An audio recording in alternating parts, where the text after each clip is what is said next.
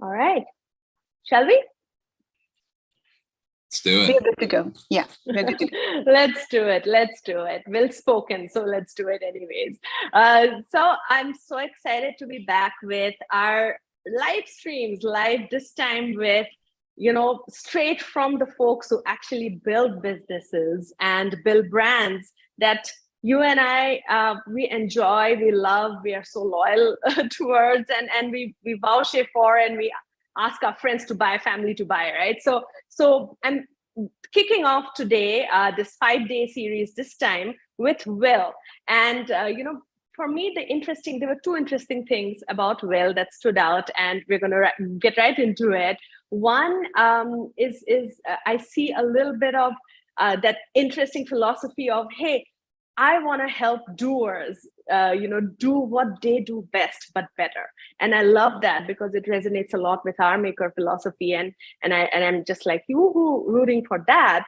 And the second interesting thing is that, as a student of psychology and neuroscience, Will, there was this moment when you kind of like stepped back and you started looking at yourself and you are like, hey, something's not right. Something about my lifestyle and the food that I'm eating, it's not working out. And, I want to do something about that. It's not every day that people turn that lens inwards and kind of observe and, take action. So I found these two things super interesting. But without any further ado, I really want to get to Will and let him speak. Welcome to the D2C Growth Series. And let's get started, Will, with a quick little intro about yourself. And I think my first question after that would be, how did you turn that lens onto yourself and why? Yeah, sure. Thanks for having me. So I never thought I would get into the consumer goods world. I always wanted to be an entrepreneur or at least work for myself at some point, but I didn't know what I wanted to do in college. So I studied psychology and neuroscience, among other things, and got really into that. But I was also really into the intersection of that with business. And I didn't know what that meant. There's no real job that sits at the intersection of that. I mean, there's organizational behavior, which kind of sits there, but I didn't want to work in that field. I didn't want to become a psychologist, psychiatrist, et cetera. Yeah. But I was fascinated with this topic. So I graduated, didn't know what to do. I took a job in software just by default. It was a good job in Boston, and was working really long hours and just started feeling bad physically. And, I was a young guy. I shouldn't have been feeling bad physically, but I quickly learned that my diet was a contributor to feeling sluggish and lethargic and getting headaches and things like that. Yeah. And so then I became really interested. I read a book called Grain Brain, which got me really fascinated with the intersection of nutrition and brain function and brain health. I never really looked at how the brain works as it relates to, nutrition. I always looked at it more on a physiological lens. Yeah. And so then I just went down that rabbit hole and became obsessed with it for my own health and wellness. And that kind of snowballed into this concept of brain food. Why doesn't ready to eat packaged brain food exist? And that was really what kicked it all off for me. And you were in software sales, right? And what were some of the things that you were already doing that really helped you? One is that, yes, you identified that, hey, there's something about my brain fog, and then I want to really create like brain food for people like me, right? But was there anything in terms of the work that you had done before that kind of enabled you to get ahead of, from many other brands that might have started out? Not really. I mean, I would say that I would highly recommend getting a job, not starting a company right out of college, because and it almost doesn't matter what job. I think obviously you want to work for really smart, competent people in some exciting field, but just like learning the basics. How do you write a good email? How do you run a meeting? How do you pitch people? How do you develop decent Excel and PowerPoint skills? All of those are foundational for anything. And also just what is a company look like? How does it operate? How do hierarchies operate? What goes wrong in a company? What would I do differently? That's like its own education. So all of that was incredibly helpful for me, just in terms of me thinking about how I would structure my company. But certainly nothing I did prepared me from a like subject matter standpoint. Software sales, I was selling operational software to oil and gas companies, and then I moved into nutrition. But I will say too that having an outsider, quote unquote, mentality is also helpful, because you look at things from first principles. You're like, okay, what's the market? Who's servicing this demographic and this need? Where are the holes? Why are they the holes? I think you look at things without a bias to a greater extent, and that's good and bad. You don't know what you don't know, and of course, you hit a bunch of snags 6 months down the line. But at its core, I think it's actually helpful in many ways to be an outsider. Yeah. So you had this idea, and you are an outsider to the whole nutrition world. And how did you get started? I mean, there are so many things as a founder anyways. It's everything from product development to setting up your own team, to marketing, to branding, to packaging for you, and your entire logistics and fulfillment experiences and remarketing. I mean, there's tons, right? So what were even before Kickstarter happened, right? Like, what were some of the things that you kind of checked off the list? Yeah, I think it is true when people say a second time founder, like everything gets way quicker. But as a first time founder, there's so much you don't know, and you just have to accept that it'll be really inefficient, I think. I didn't quit my job. So I think one of the challenges people will have is like they'll quit their job and then they're like, oh, okay, I have 3 months to get to the answer. And then they, are too hasty and make mistakes or overlook things. I kept working. And so I worked for at nights and on weekends on this concept and allowed myself to be methodical and slow about it.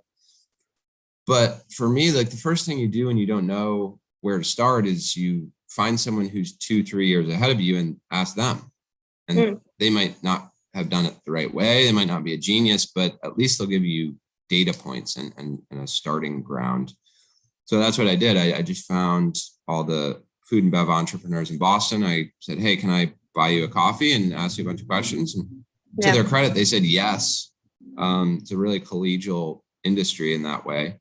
And then I just asked them 100 questions each, and that gave me my starting point. Things like what you said, like how do you manufacture something? How do you get a manufacturer to take your call? How do you source ingredients? What should your gross margin be? Yada, yada, yada. And then you just kind of talk to all those people and triangulate the right answer for everything. And then develop a really narrow scope of how you want to start. Like I want to run a Kickstarter. I want 3 SKUs.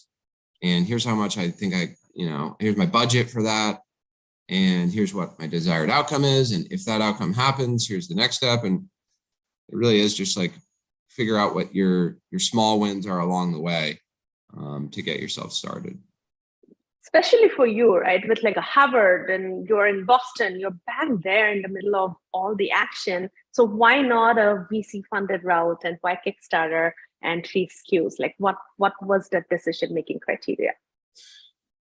Well, food doesn't map well to venture capital for the most part. Food CPG startups trade at 3 to, at the high end, let's say 6x revenue. Whereas now things of course have changed in tech, but it used to be only 6 months ago, tech startups people would raise money on a $10 to $20 million valuation with a PowerPoint deck. So that's great if you can do it. You can raise a couple $1 million. It's not that dilutive, and you're off to the races. You can't do that as a food company. So if you're going to raise a couple $1 million, you just sold half your company. So there's that chicken or egg problem. If you can't really get money, or the money is going to be way too dilutive, and really what you need to do to justify high valuation is to get sales. Well, how do you get the money that helps you generate those sales that then helps you justify the valuation to get more money. It's a chicken or egg problem. Yep. And Kickstarter, effectively solves that problem, or can solve it if you do it well. Yeah. So that was the theory behind it. And then it worked. We did a Kickstarter, sold between Kickstarter and Indiegogo, which is like all the overflow orders. We sold $90,000 worth of product, and then we're like, okay, that's sales. We can prorate that. We can justify evaluation. We've de-risked it for investors, and we can go out and like raise some initial angel money. Yeah. And which were these? Your first, actually, two questions. I'm like so excited. I'm like running in both directions. But first question would be your first $90,000 in sales, right? These are your core, I would say, like your most important evangelist, customers, right? So my first question would be, how did you engage with them during that whole period, post your fundraising? How do you kind of like take their help to evangelize in your early days? Second part of the question is, what are these early channels beyond Kickstarter? Like once you get your Indiegogo and Kickstarter going, which were some of the early channels, and are any of the channels scaling today and you're still using it? Sure. Yeah, I mean, for the first one, nothing crazy. I mean, keep them updated via email. We weren't even using SMS at the time, but basically email correspondences of, hey, we reached this milestone and now we're available on our website. Roll that into a website seamlessly so that people who like it can reorder, and make it easy for them to reorder. And keep them, I mean, at the beginning, it's like really the magic of like, we're a couple people in an apartment. People like, you're in the stage where people like supporting just like tiny startups and other people's dreams. And so just don't try to be cooler than you are, like bigger or more professional than you are. Like people actually like the rawness and startup-iness in those early days. And so just keep nurturing, like lean into that in communications. But yeah, and then, we rolled the Kickstarter into a website, and then we rolled the website into an Amazon presence. And times were different at that time. It was, in retrospect, a really good time to start a low carb protein bar company on Amazon, I guess. The numbers suggested that. Like we just started without trying, selling like $20,000, $30,000, $40,000 a month of product, like right out the gate on Amazon. It was kind of a wild time. And then it was just, okay, were you kind of like doing all the Amazon optimization yourself? It was just you? It was me, plus I was really a one-man show for a long time. There was another guy who was helping me out part-time. So I guess we were a 1.5-man show. And then we got a third-party Amazon agency. And of course, no agencies want to take you on because you're not doing that much revenue. So we found one that would take us on, and they were fine, not great, but at least good enough to help us get listings up and start generating revenue. But no, I mean, as quickly as I could, I tried to outsource the nitty-gritty admin. I don't know, it's not admin, but the nitty-gritty Amazon management tasks, because I was off doing operational stuff and things like that. And once you saw your 20-30K a month, and that's like so awesome, I'm sure you must be like, yeah, we're making it. And then did you start layering on your D2C presence immediately, or was it something that you did a little after? Yeah, well, we already had a D2C presence. That was the first presence we had, was a site. It just so happened that Amazon is dramatically more successful. There's just more people. Like we play in a category where it's a really big category on Amazon. It's an easy add to your cart. That there was a big debate at the time, and all the way up to the iOS changes, where people were like, don't do Amazon. You don't own the customer, and yada, yada. Of course, everyone's changed their tune now because customer acquisition costs are so high for D2C that everyone is pouring into Amazon now, but at the time it was like a no to some people saw it that way. But I don't know, we always thought like, look, what matters is revenue and sales and people getting the product. And how much are we leaving on the table if we don't allow them to buy on Amazon? I mean, and the answer is a lot. So, you know, anyway, that we always had DTC, but Amazon has been larger since we started. And did you layer on subscription in Amazon, or is it like very specific to your D2C? No, we allow people to subscribe and save on Amazon. But we also, I mean, that's been more of a focus for our D2C too, is how do you drive more of your share of revenue dollars on subscription, especially amidst the rising customer acquisition costs. Yeah, I was reading your post on LinkedIn today about how you actually started optimizing even your material cost and ingredient cost by working with startups, right? So, I mean, there's so many things. It's not just your marketing and your CAC and your CLV, but it's also like your margins, your COGS, right? Like you're literally looking at optimizing both. How do you balance that today, like at this point in your growth? Which is how do you divide, I would say, a founder's time between and focus between how do I optimize my COGS and how do I optimize my CLV? You know, how are you breaking that up right now? It's a really tough question. And I'm sure there's a right way to do it, or like the best way to do it. I don't know what that answer is, but I think like it's at its core, like any CPG company is actually a fairly basic company. It's you buy inputs, you pay someone to put them together into your finished product. You pick and pack or configure or kit that in some way that you, if you need to, as an extra step to then sell it to a consumer, and then you sell it to the consumer. And it's like, if you just look at it at that core, there's only so many things you can do to increase your margin.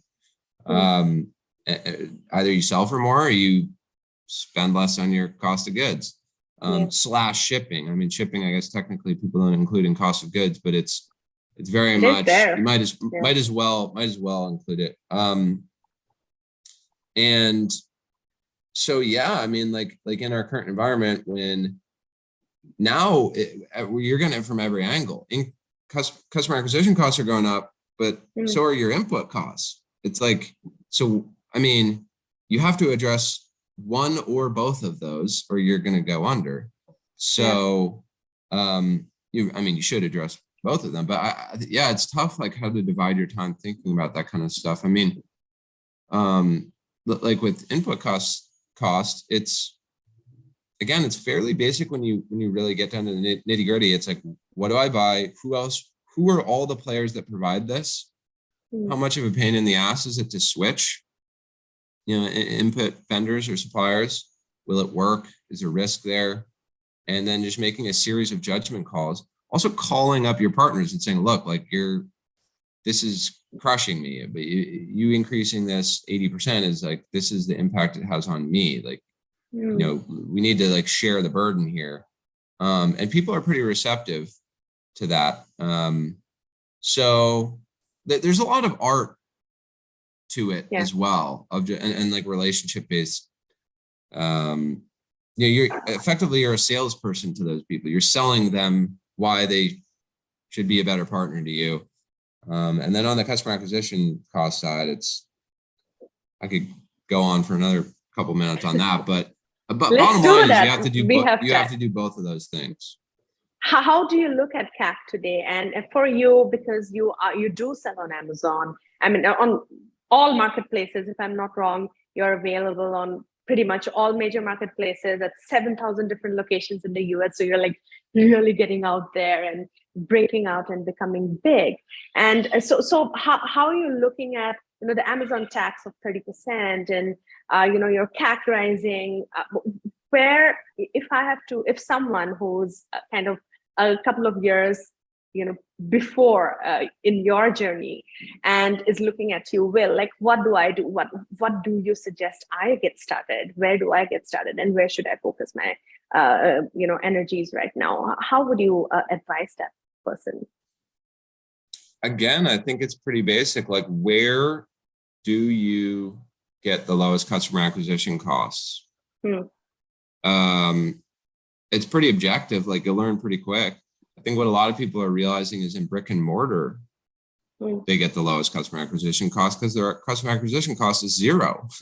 So, there are many other costs. There's trade spend, there's slotting fees, et cetera, but just do the math. Like just lay out every channel and as its own P&L, just do the math. And also make sure to bake in, like, one thing that's been helpful is we added a survey, post-purchase survey, and we just found a lot of people find us or buy us on our website because they found us in like Sprouts Market, or Walmart or Sam's Club or what have you. And so that's another benefit of brick and mortar is now you acquired that customer and you didn't have to acquire them again when they bought on your website. So I think a lot of people are realizing brick and mortar is a key. D2C folks who have really focused on D2C, realizing how important brick and mortar is. And then, like I said earlier, like, I don't have a silver bullet on the D2C customer acquisition cost rises, other than like what everyone else will tell you. Try to get more people to subscribe. Nurture your existing customers, upsell existing customers, leverage your email list. All those things are kind of like obvious, but what I said earlier around Amazon is, I don't know, from where I sit, investing more heavily in Amazon makes more sense. At least for us, customer acquisition cost is lower there. And so I think it just depends though. Like, look at all the data. I think where a lot of people get tripped up is that they just like don't even look at the data and make objective decisions. They just feel like they have to keep on the same path they're going, but it's like, just stop, evaluate the P&L here, and here. Where is it the best? Can we invest in those areas?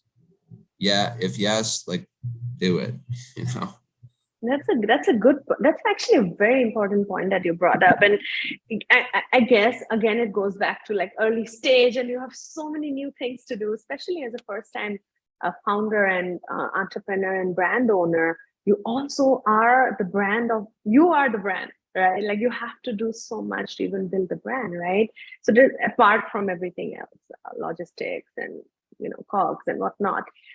So how it's hard, like, we are not data scientists, right? So it's not like every day that we're looking at data from the nitty gritties of, being there, looking at like every row in an Excel and rummaging through it and finding patterns out. So how do you do that?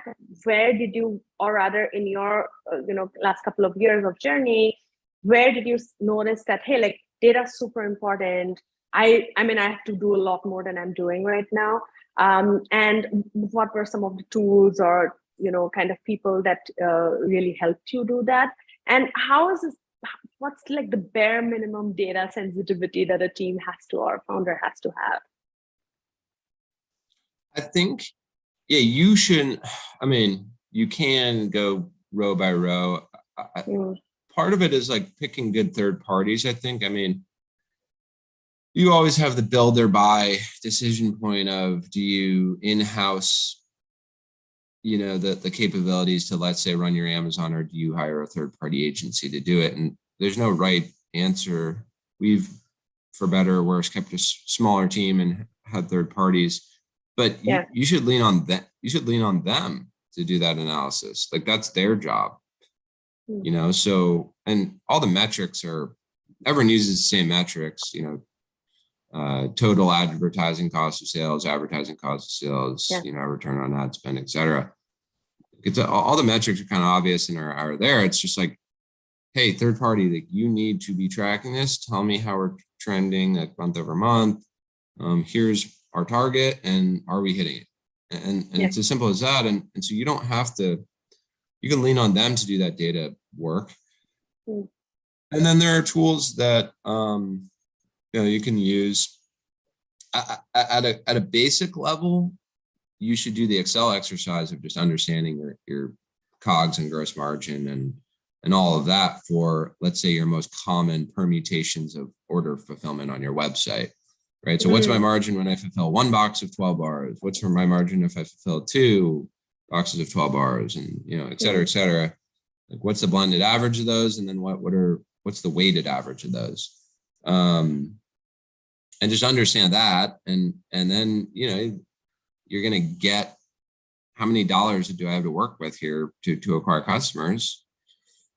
And then if you're spending more than that number of dollars, you're going to lose money. And so that piece, like, you should do yourself and really understand.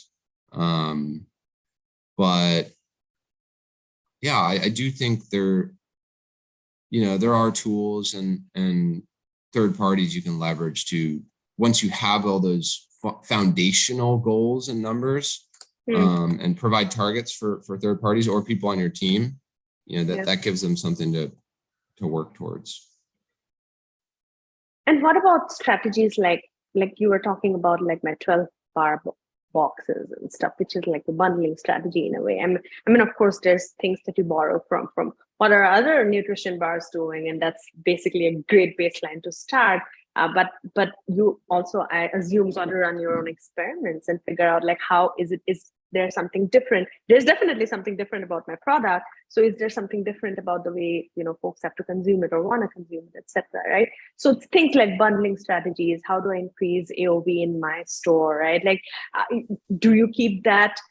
And that needs a little bit more of, like, the context of the consumer, the space, the problem, and not necessarily very easily outsourced. Like, that's my instinct. What do you think? Yeah, it's not. And we can do more, can and will do more in that regard. But yeah, like we had this item that was mostly a wholesale item called a custom case, which is like $127, I think, which was a wholesale item. And we're like, well, what if we just allowed consumers to buy this and gave them a great price? And then we, listed it and put it high up in our hierarchy of, shop page hierarchy. And it's like the number one seller now by dollars, not by units, but by dollars. And so, yeah, I mean, there's absolutely, and then we did the same with bundling and, let's say just 2 12-packs or 3 12-packs and incentivize people to buy that because your margin is much higher. So it's like, if you're getting an incremental 20 points of margin because you bundled 3 12-packs together, well, give the consumer 15 points and you're still making out with it, that extra 15 points of margin. But just, what can you do to push people to buy? Yeah, increase average order value. I think, there are tools you can build on your website to allow consumers to more easily, in a more frictionless way, build bundles that they want. That's something we're thinking a lot about. There's also ways you can configure the things you sell people that are cheaper to fulfill. You can have a whole analytical exercise where you look at USPS, UPS, FedEx rate cards, and Amazon fulfillment rate cards, and literally configure your offerings by weight, by dimensions, etc., to those rate cards. And in many cases, the consumer doesn't care. Like, they're still getting the same thing, but it's in a different shape, let's say, or there's, 6 bars versus 7 bars or whatever, but it makes a massive difference for you from a gross margin standpoint. I think a lot of people will, like, historically, what food and bev companies have done is they just have their pack that they sell in Kroger or whatever, brick and mortar, and they just sell that same pack online, which we do too, to a degree, but also, if let's say half your business is online, you should be thinking about doing it the opposite way. What is the best pack for online, irrespective of brick and mortar?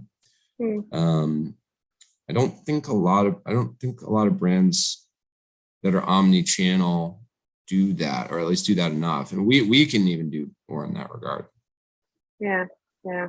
And do you also utilize, because you brought up about, it's a very interesting point that you brought, which is what are the bundles that work on different channels, right? But do you also utilize like kind of cross-channel promotions in a way? Like for example, on Amazon, considering you do have to pay an Amazon tax, are you leveraging, or have you experimented with strategies which are around, hey, they're like store only offers, right? Like, so yeah. Yeah, we do. We do. Not a lot, because again, it's always the opportunity cost. If this was on Amazon, would we be selling a lot of it? If the answer is yes, it has to be, you have to come up with some really good justification why. And often Amazon does have their referral fee, their cost, but they also fulfill cheaper than you can fulfill yourself. So oftentimes it can be more, just as profitable as your website. It just all depends on how you configure things. Yeah.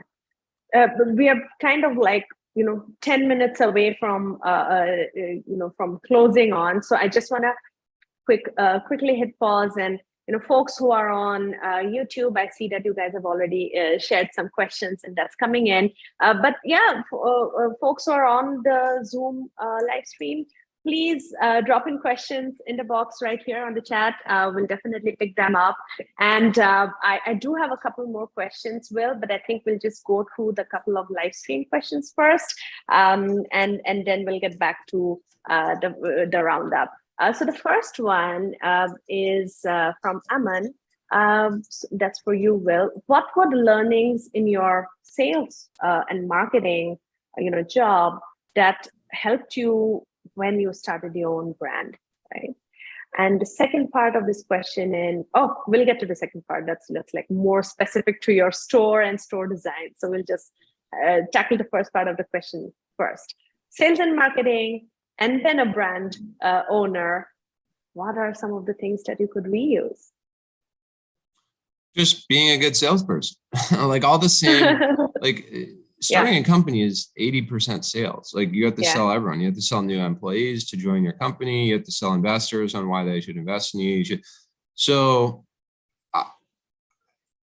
one piece of advice I got that I always remember from a smart person I used to work for was, like, when you're out of school, the best you can either learn to build something or learn to sell something. And those are the two, when you really boil it down, those are the two things you should get great at. One of those things. I got great at selling things. Yeah. And it's hard it just is ever present in everything you do. You have to be convincing and not take no for an answer. It's not all that hard technically. It just takes confidence and knowing how to work people's incentives, and Yeah. But I think one question would be, because I'm thinking back to, when I was out of school and kind of getting into, there's some kind of a, I think confidence is one thing, but there's always like, till when do you, push someone when they say no? Like, is there a boundary, right? And some folks kind of don't get that there is a balance, and there is, people will say no, don't take no, but sometimes you do gotta back off and then get back into it again. So how did you learn that nuance? Is it something that's very natural to you? First of all, I think there almost isn't a boundary. Like, people assume there's a boundary. There is, but it's way farther than you would probably go. It's like when you go for a run, you think your body's going to give out, and you really could have gone probably 50% longer, right? It's like, it's always beyond. So don't, like, be persistent to the point of being annoying, because you think you're way more annoying than the other person does. So, but also, like, you can get to a point where you're just like, you can use other tactics. So like, you could say, okay, that's the lowest you can go. Understood. To be clear, we're gonna, this isn't personal. We have to hit this certain margin. And so we're gonna have to look at other options. we'll keep buying from you for the time being, but we've now actively started looking for other options. And that's a way of not pushing closer to their boundary, but also doing that. It's like doing it without doing it, and doing it in a very like soft way. And then that often will yield some desired results. So there's a couple different ways you can go at it. Yeah. I hope that helps, Aman. The second part of this question, what are some of the elements, design elements, that you got to take care of when you started when you set up IQBar and the store experience, the D2C experience, and how did you make sure that you are already optimizing for conversions, right? So that's the second question. Yeah, I mean, setting up the store, I'll be honest, I did a post on this and a lot of conversion rate optimization, people freaked out about it, but I still believe it's true. When you are tiny and you have you don't have meaningful traffic to your sites, it's not like you can be running A/B tests and things like that. Honestly, my belief is go find a company that very clearly is D2C and it focused and has invested money and worked with third parties to generate a really good conversion rate and copy them. It's as simple as that. Don't literally copy them, but what widgets do they use? What order do they have customer reviews on their homepage? Where in the stack of elements is that? Do they allow you to shop on the home? But copy them. What you could bang your head against the wall for 2-3 months trying to do all the research and this and that. You don't have time for that. Your goal at that point is an 80-20 solution of how do we get something good up there and start selling product. And once you do get the volume, you get 50,000 people a month or whatever. Well, okay, now you can really twist dials, but trying to over-engineer early on is not a good idea in my opinion. Yeah. And you're not literally copying, but you're kind of getting inspired, right? And you have to morph it to your brand and to your industry anyways. But why not take the learnings from people who've already been there and done that. The third question is from Ash. How did you get your first 100 users? I think that was Kickstarter, right? Yeah, I think we got a couple thousand users from Kickstarter. But honestly, your first 100 users should be your friends and family. and then they tell their friends, right? And they tell their friends. And but Kickstarter was how we literally got it. Yeah. And post that, how did you get your first 100,000? Amazon, if I'm not wrong. Through organic search, through having there's certain, that's why Amazon's an amazing platform. It's just a market and people are looking for things. Right? So if you set up your quote unquote storefront, your digital storefront the right way, people will find you and they will buy you. So organically and shortly thereafter through paid, tactics, but yeah. Oh, that's great advice. Folks on the call, do drop in your questions. And there's another question that is here. They haven't dropped it on the chat yet. What are some of the mistakes that brands make when you start out? And you want to tell people don't make that mistake. Obsess over your product. Don't launch something that's only 80% there. I would say, I don't know, a lot of people will say get your minimum viable product out there. I don't think that's as true in food and beverage. I think you'll have to evolve it, but no matter what, but make sure you're getting something really good out there, because that'll help everything, cut conversion rate, lifetime value, etc. Don't try to bootstrap. We live in the world between VC and bootstrap would be a big piece of advice I'd give. It's not worth it to bootstrap it. Raise a few $100,000 if you can, because that'll allow you to just move so much quicker at a relatively small cost. So value your time is a big one. And develop a big helpful network early that you can ask questions to. Like I said earlier, like of people who have done it before.